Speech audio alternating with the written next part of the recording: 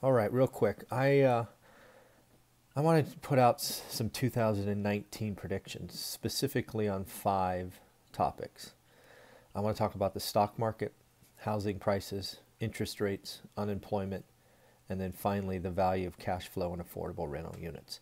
I'm going to sort of share each of those numbers with you, what they are today, what I see them being by the end of 2019, and maybe give you just a little color of why I sort of see that being a possibility. So let's talk about the stock market first. When I looked this morning, the Dow was roughly 25,800, and the Nasdaq was 7,441.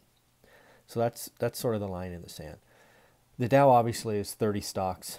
I think it's not a great representation of the overall economy, but is often quoted and talked about the most. So I actually suspect the Dow, today at 25.8, I expect it to be kind of a flat year, flat to down.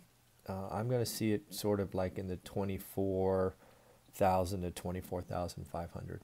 I think the economy is going to get softer in 19. I don't think it's going to be a full-on recession. I just think it's going to feel like we're stuck in mud, I think.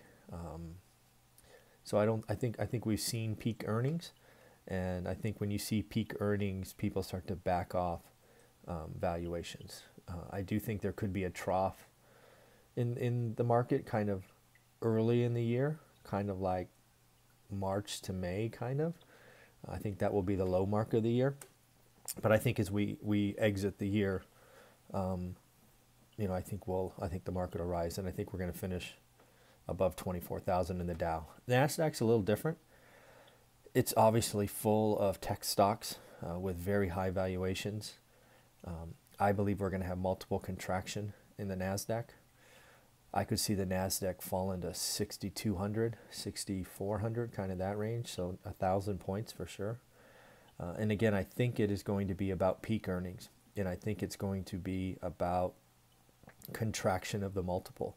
I don't see the high multiples continuing in 19. I don't think profit changes drastically. I think growth rate changes, which is the multiple. So that's what I think. I think the Dow will come down. I think if you look at that, it's less than 5%. I think the Nasdaq could see I don't know, 8 to 12%. I'm just doing the math in my head here, so I think that's certainly possible. So that's what I think about the market. Home prices. I'm going to use Case-Shiller because again, it's the one that's most quoted. I couldn't find November's number, so I used October's. The U.S. National was 205,820. So let's call it 206 for rounding. I suspect what's happening in housing is the high end, which is 2x the median, is going to see a fall. The problem is there's, on a numeric basis, when you're looking at the overall U.S. National, that's a pretty small fraction. But they do have an impact because they skew the numbers, right? They're kind of 2 standard deviations away from the median. So I actually expect the U.S. National to dip below 200 within the next 13 months, right? Because we're in early December. I think the U.S. National is going to dip to like 199. I do think we crossed the 200, not by a lot, but by enough to go, interesting. So I don't see a housing crash. I see a slow leak. I see the numbers being skewed because of the high end being hurt. I think the low end is fine. I think affordable housing is fine. I just don't think there's enough of them to offset the big drops in the high end. So I think the U.S. National is going to come in just under 200 inside of 13 months. So we'll see. One of the reasons the high end is getting crushed is 0.3. It's the interest rates, right? There's kind of 2 numbers to talk about. There's the U.S. 10-year, which is often a driving force. The last number I saw, and it was just this morning, was 2.961% on the 10-year. I think we're going to end next year above 3.2, right? And I think we'll be between 3.2 and 3.4, right? Kind of in there, which means we have at least one, which is a lock for this December, and we likely. I actually think we're not going to have an interest rate rise next year, and if we do, it'll only be 1. I think the economy is going to slow down, and the Fed has already sort of done their taking their foot off the gas, and I think they're going to realize that if they do one hike, it'll be in the middle of the year, but I just don't see it. But that's where I think it'll be. Then there's the 30-year fixed conforming loan. The rate I saw was 5.12 today. I see that going to, sort of 5.8, 5.9 next year. So call it 3/4 of a point higher than it is today. I think if there's 1 or 2 interest rate hikes, it'll certainly get above 5.5. I think there'll be a little more of a spread as inflation and other things take off. So I'm going to guess sort of 5.8, 5.9. The last one is number 4 is a big one. This is where I'm going to probably be.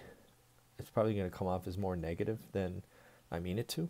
We have unemployment today at 3.7, the number I found this morning, and I think for certain we're above 4. I think there's every likelihood we go above 4.5. So I'm going to call 4.6 to 4.8. I think the economy is slowing. I think we've seen peak earnings. I think we see kind of a corporate bond market that's full, and I think there'll be some acquisitions and stuff next year. And I think with that comes thinning of the herd and reduction of duplication. And I think automation continues. I think I frankly don't see how unemployment can go lower. So it's kind of an easy call that it'll be higher. I think it might surprise some that I'm calling for a full point higher. But remember, we used to call full employment 6%. So it's not like I'm calling for any kind of huge recession or anything. It's just going to be a little bit harder, right? And so again, I think I'm going to call 4.6 to 4.8, right? And the final ones of value of and cash flow from affordable rental units. Again, these are ones that are kind of 75% of the median for your area or less. I think the value of those are only going to go up. I think they're such a small share of the market, they're not going to impact the housing prices you saw in point 2. I think cash flow is going to go higher next year. I think rental amounts are going to go higher. Rents seem to be on a tear in this part of the market. I don't see that stopping. I own a lot there, and demand for those are up, even though rents are up. So I see those going. When unemployment and the economy gets softer, people get less interested in buying. They want to rent more. So I see rental demand going up. I just don't see any reason 2019 is going to hurt kind of that part of the real estate market. So if you're interested in being a landlord or adding to your portfolio, that's where I would focus. I wouldn't focus above the median by any stretch. I certainly wouldn't go 2x the median. That's just dangerous. But if you're going to stay below the median, kind of below 75%, I think that's very wise. I think if you get conservative fixed rate financing, you're just very safe. Put that extra 10% down. Don't over leverage yourself. So I think 19 is going to be a good year to be a landlord and grow your portfolio. Let me know what you think. Do me a favor and subscribe to the channel. Love to see what people think. Hit that like button.